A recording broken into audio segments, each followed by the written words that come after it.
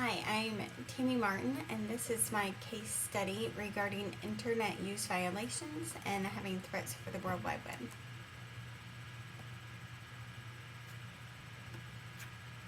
So, first, in the problem identification and analysis, what I already knew was that Ms. Walker is a newer teacher that's also very rigorous and is providing a classroom and where the students feel a little bit stressed based on her teaching style, and there have been previous complaints about that. I also know that Ms. Walker received an anonymous email that tipped her off to look at a website in which there were a lot of vulgar comments, and she felt as if her life was being threatened. I also know that Dr. Forbes, the principal, took a look at the email and the website and doesn't feel as if Ms. Walker is in immediate danger based on his opinion, and is going to meet with her the following morning. What I need to know is, what is the district policy for handling threats like this against a teacher? Is there a way to track maybe the IP address of the website to find out who created the website so that student can be punished as necessary? And I also would like to know what the root cause is for the website. Was it one experience in the classroom that maybe caused the student to want to create this? Or is it just a collection of being in a stressful classroom and eventually the child felt that he or she needed to create this website? Based on what I know and what I need to know, I really feel like the problems that I need to solve as a principal are finding out what the policy is for internet threats or threats on the safety of a teacher, and what the resulting punishment would be for that. How I can ensure not only the safety of Ms. Walker, but really the safety of the staff if there are students that are making threats. And what can I do to help prevent this problem from occurring in the future? So in order to solve this problem, I would follow these steps. First, I would get in contact with district level administration, whether it's a superintendent or an assistant superintendent, maybe for secondary schools, and look to them for guidance for following and what the protocol would be for this.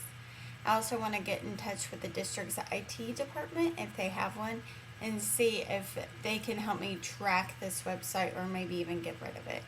And last, I would want to meet with the teacher to help calm her down and then to make a strategy or plan for the day.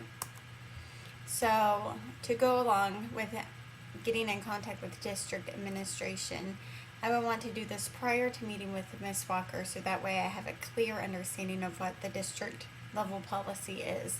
I would hate to make a plan with Ms. Walker and then have to go back and backtrack if we had done something that maybe doesn't follow this protocol.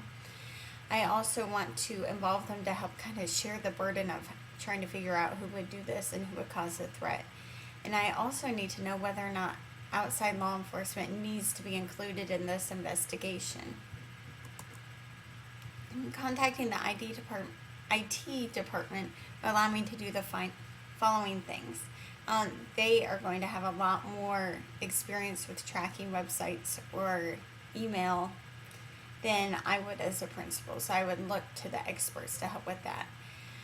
I also think that contacting them raises the probability that we'll actually find the student that created the website, and I'm hoping that maybe the IT department would either be able to delete the website before the students are able to see it, or at least block it from district internet use, so that way the students can't access that website from inside the school building.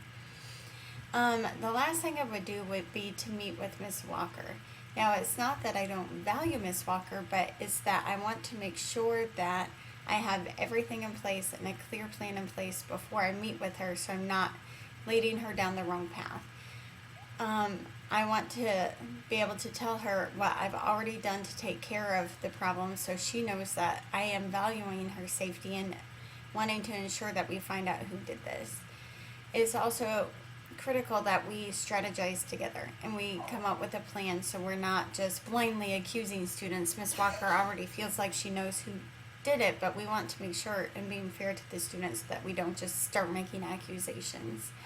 And I also want to ensure that her day continues as normal as possible, because it is highly likely that either one student or a very low percentage of students actually have knowledge of this website, and continuing the day as normal as possible, we're limiting how many students are affected by this. So in resolving the issues, we really want to make sure that we're doing what's best for the students and what's best for the staff members. So by having the IT department either like to remove the website or block the website if they're not able to, I'm hoping to preserve the feeling of safety for the students at Roosevelt High School. I don't want them all accessing this website from school and reading it and then feeling as if their safety is not intact.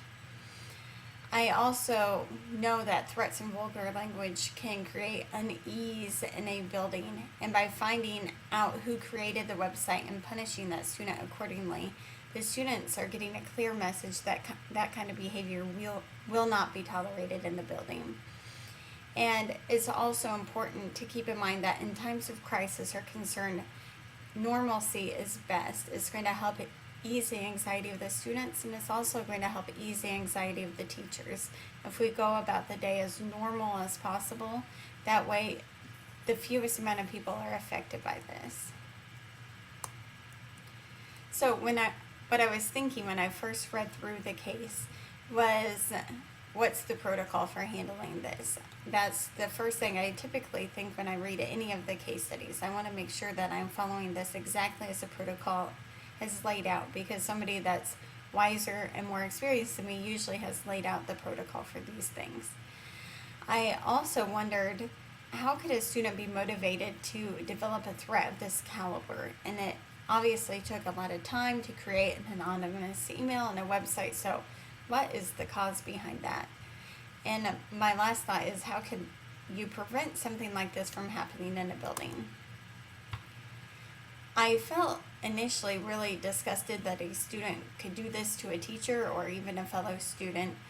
I also felt a little frustrated. The principal obviously understood that maybe Miss Walker was creating a classroom where the students were not comfortable in their learning environment, and he offered some advice on what she could do to help ease his anxiety. And in my opinion, and in what was written in the case study, it doesn't sound like Miss Walker took this advice very seriously. So I think that this might or could have been prevented simply from her doing some of those things that the principal advised. I also felt concerned for the staff and the students at the school. I valued a few things when I was reading through the test. I valued obviously the safety of Miss Walker and also her anxiety facing this. She was very clearly concerned and scared. I also valued the safety of the students. I wanted them both to feel safe and for their day to continue normally. And I valued trying to prevent students from seeing this site. If you could really nip that problem in the bud, it's really going to help prevent it from having a widespread effect on the building.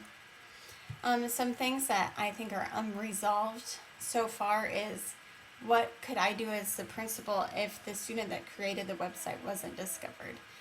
What would be my next steps? And that I hadn't yet planned out. Again, what's the protocol for the punishment of a student that potentially threatens the life of a staff member? Is that a suspension? Is that an expulsion hearing? Is that simply detention? I would want to know what the district policy is.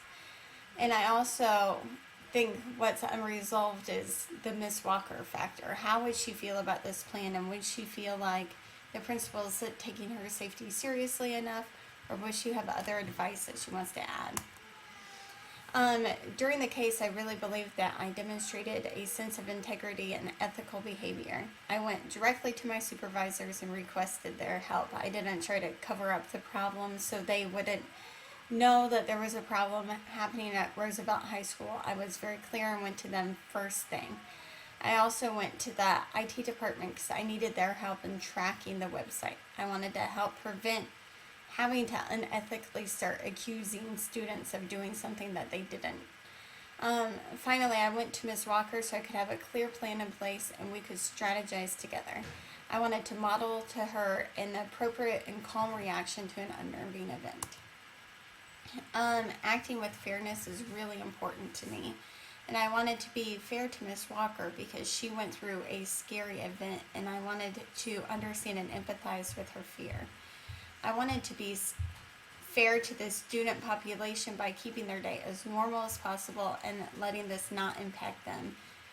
And finally, I did not want to jump to accusations with the students. Miss Walker has a hunch on someone she thinks might have done it, but I want to have data in place and evidence in place before I go and accuse a student of something as serious as threatening the life of a teacher. Having both a personal and professional code of ethics is essential to being a good school leader. When Miss Walker called and was very frightened, my personal code of ethics was asked to see any evidence without getting upset. This showed Miss Walker that being calm is important. Following that, I used my judgment to determine if I thought it was a serious threat and personally reassured her with my opinion. Professionally, I kept the students out of the problem as much as possible. This valued keeping the students' learning process as unaffected as I could make it. I also showed a professional code of ethics by not getting a bunch of teachers involved in the process, possibly tainting the investigation with gossip or with teachers feeling frightened. And that is how I would handle as a principal if there were internet violations and a threat against the teacher. Thank you.